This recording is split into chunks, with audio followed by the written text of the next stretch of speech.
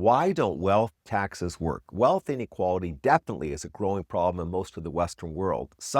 Many suggest, let's tax the rich more. It's argued that many wealthy people have mastered the art of legally minimizing the income taxes they pay, so let's instead tax their wealth, their assets.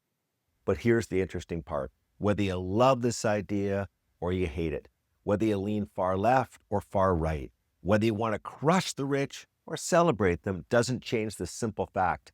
Wealth taxes don't work. They create more problems than they solve, and often lead to more lost tax revenue through avoidance and capital flight than gained revenue from the wealth tax itself. Ask France. Can you imagine having to value everything every year? Not too burdensome for publicly traded securities, but overwhelming when you talk about land, private equity, art, businesses, farm, etc. So hard to do accurately, so inviting of abuse and of court battles. Plus, as mentioned, the capital flight would be crazy. Again, France or Sweden. The government can try to introduce capital controls, but that's a whole new can of worms. This flight of people and capital undermines the tax base and sends a chilling signal to entrepreneurs. Business formation slows down big time. Critics of wealth taxes always justifiably highlight the incredible administrative costs. Armies of auditors, appraisers, and lawyers will be needed. My issue about all of that isn't just the dollar cost, it's that I'd rather these intelligent people were spending more of their time helping businesses to grow and compete internationally, not just sitting around counting and measuring.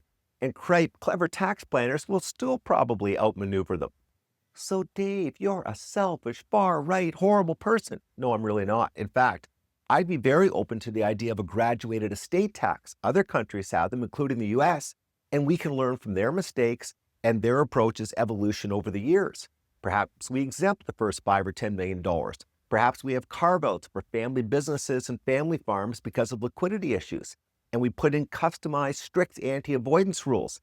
Hey, it's a lot easier to measure wealth once than every year. Yes, really smart people will figure out some ways to limit taxes, but still, this is something worth considering. You know what always makes me laugh about this contentious subject? Many of the same people who argue for meritocracy argue against inheritance taxes. That's a bit tough to square.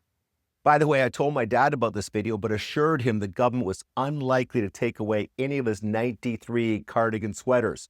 Make sure of it, David. Those are for you and the grandkids. Oh my.